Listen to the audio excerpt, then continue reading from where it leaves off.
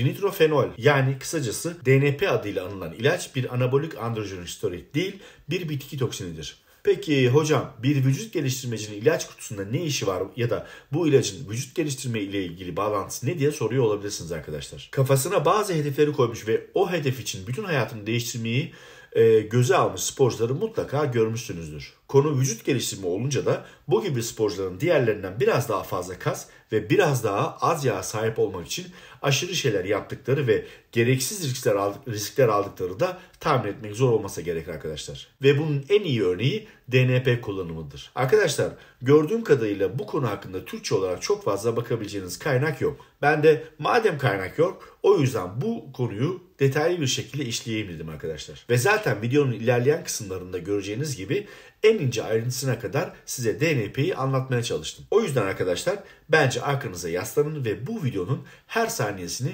beyninize iyi bir şekilde kazıyın arkadaşlar. Arkadaşlar, kanalıma hemen abone olun ve eşsiz ve bilgi dolu videolarımı kaçırmayın diyorum. Arkadaşlar, beni Instagram'da da takip etmeyi unutmayın. DNP 1920'lerde dinamit için patlayıcı ve bitki zehri olarak kullanıldı arkadaşlar. Yıllar sonra istatistikler DNP ile temas eden işçilerin vücut ağırlıklarının büyük ölçüde düştüğünü gösterdi. Sonuç olarak 1920'lerin sonlarında Stanford Üniversitesi'nde yapılan bir araştırma DNP'nin yağ yakıcı bir etkiye sahip olduğunu kanıtladı arkadaşlar. Ve bugünlerde DNP'nin ana kullanım alanı artan yağ yakımıdır. Profesyonel vücut geliştiricilerin yarışmalarına sadece birkaç hafta önce kala %15'lik bir vücut yağ oranıyla ortalıkta dolaştığını ve ardından yarışma zamanında %4'lük kaya gibi sert bir vücut yağıyla sahnede olduğunu merak ediyorsanız artık bunun neden olduğunu biliyorsunuz arkadaşlar. Günümüzde vücut geliştirme profesyonellerinin çoğu DNP kullanıyor ve bu sebepsiz değil arkadaşlar. Sonuçta şimdiye kadarki en güçlü ve en hızlı yağ yakıcı. Efedrin, klenbuterol veya tiroid hormonları gibi maddeler hem yağ yakıcı etkisi hem de yan etkiler açısından DNP'nin etkisine yaklaşamaz bile. Peki DNP bahsedilen hızlı yağ kaybını nasıl sağlıyor arkadaşlar? Hemen bir bakalım. DNP doğrudan kasların enerji santrallerinde yani mitokondride etki eder arkadaşlar. Birçoğunuz yağ yakıcı olarak lanse edilen aktif madde L-karnitin ile bağlantılı olarak mitokondriyi duymuştur arkadaşlar. Mitokondri yağların yakıldığı yerdir. Orada DNP adenozin trifosfat üretimini engeller yani ATP üretimini. ATP vücuttaki tüm biyokimyasal süreçleri kontrol eder arkadaşlar. Protein, karbonhidratlar ve yağlar gibi makro besinler ATP'yi oluşturur. DNP ATP'nin oluşumunu bozarak vücuttaki oluşumu azalır. Böylece ATP oluşturmak için protein, karbonhidrat ve yağları giderek daha fazla kullanır vücut. Aynı mekanizma aerobik egzersizlerde de oluşur. Ufak bir farkla DNP takviyesiyle vücut kabaca 24 saat aerobik egzersiz yaptığı için herhangi bir aerobik egzersiz yapmanıza gerek kalmaz. Dolayısıyla 7-24 etkimiz olur arkadaşlar. Günde 500 grama kadar saf vücut yağının yakılmasını sağlar.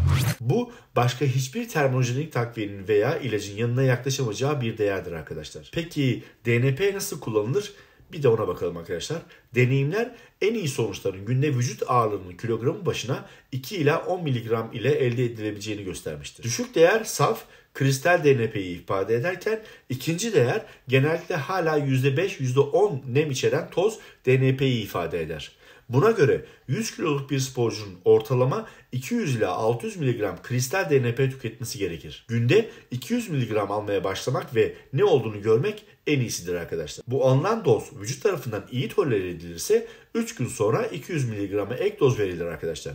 Gerçekten ciddi yan etkilerden kaçınmak için dozun her bir doz arasında bir 12 saat olacak şekilde 2 dozun bölünmesinde özen gösterilmelidir. Günde 600 mg genellikle gerekli değildir ve bu doz ciddi yan etkiler ortaya çıkartabilecek tehdit edici bir doz sınırıdır arkadaşlar. Kür süresi kullanıcının kendisi tarafından belirlenir. Ancak 3-4 haftayı geçmemelidir. Doz ne kadar yüksek ve ne kadar uzun süre alınırsa tiroid fonksiyonundaki bozulma o kadar hızlı ve şiddetli olur. Bu da vücudun daha zayıf LT4'ü daha güçlü LT3'e dönüştürmesiyle sonuçlanabilir. Bu etkinin bir avantajı vardır aslında. O da daha az kas dokusunun yakılmasıdır. Bununla birlikte bir dezavantajı yeterli tiroid hormonu olmadan bazal metabolizma hızının düşmesidir arkadaşlar. DNP'nin muazzam etkileri bunu dengeleyerek yağın kaybolmaya devam etmesine izin verirken tiroid hafife alınmamalıdır arkadaşlar.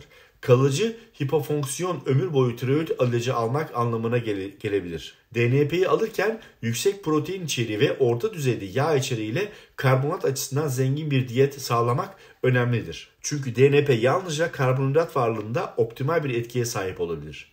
Karbonhidrat metabolizmasının ilk adımında son ürün yağ yakımında önemli bir faktör olan piruvattır arkadaşlar. Yeterli karbonhidrat olmadan yağ metabolizmasını doğrudan yavaşlatan yeterli bir piruvat da oluşamaz arkadaşlar.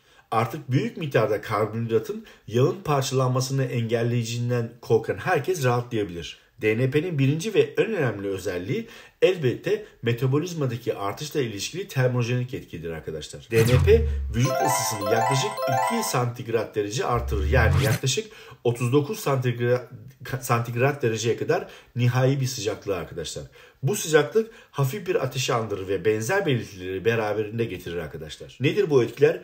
Uyuşukluk, baş dönmesi, halsizlik, baş ağrıları, cilte temas eden dermatif ve ağız kuruluğu DNP'nin çalıştığının en iyi işaretleridir. DNP kullanımında antrenmanların son derece tatsız ve aynı zamanda riskli olabileceğini hayal edebilirsiniz arkadaşlar. Tamamen hareketsiz olduğunuzda bile vücut ısınızın 39 santigrat derece civarındadır ve yoğun antrenman sırasında nasıl yükseleceğini sanırım hepiniz tahmin edebilirsiniz arkadaşlar. Sonuç olarak DNP kullanan ya da kullanmak isteyen sporculara önerim sadece hafif ağırlık ve daha yüksek tekrarlarla hafif antrenman yapması olacaktır arkadaşlar. Antrenman sırasında sağlık riski oluşturan vücudun aşırı ısınmasını mümkün olduğunca önlemek için tercihen buz gibi sudan olmak üzere yeterli sıvı alımına özellikle önem verilmelidir arkadaşlar. Diğer bir tipik yan etki özellikle sağlıkla ilgili olmasa da DNP kullanılırken meydana gelen su tutmadır arkadaşlar. Bu nedenle rekabetçi sporcular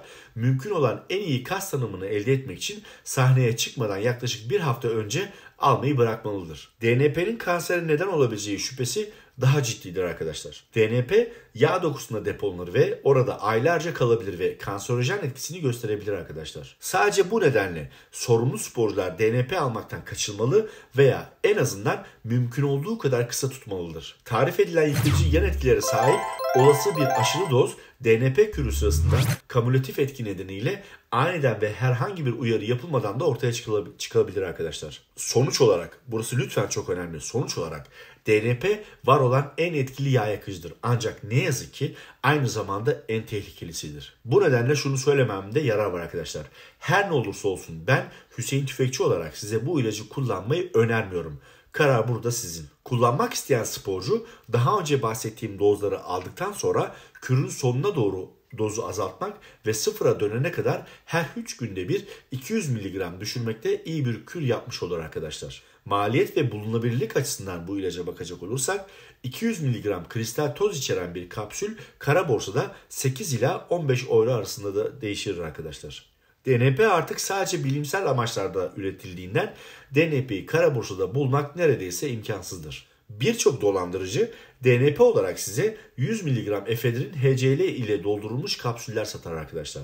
Resmi olarak sadece Sigma şirketi DNP'yi %90-95 oranında katı güvenlik önlemleri altında kristal toz olarak satmaktadır. 500 gram yaklaşık 90 eurodur arkadaşlar.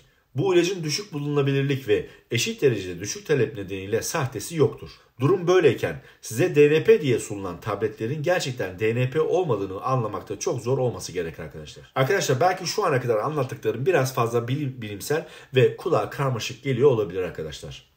O yüzden çok kısa bir özet geçmek gerekirse DNP bilinen en iyi yağ yakıcıdır ama aynı zamanda bilinen yağ yakıcıların en tehlikelisidir arkadaşlar.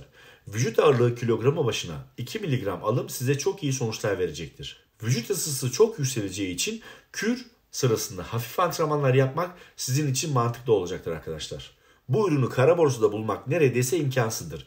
O yüzden dikkatli olmalıdır arkadaşlar. Ve son madde DNP gibi daha önce hiç duymadığınız bir çok etken maddeyi sadece bu kanalda bulacağınızdan arkadaşlar sizin için en iyi seçim kanala hemen abone olmanızdır. Evet arkadaşlar yine bir videomun sonu. Zaten bu ana kadar beni sabırsızlıkla dinlediniz. O yüzden hiç uzatmayacağım arkadaşlar. Bir sonraki videoda görüşmek dileğiyle hepinize hoşça kalın diyorum.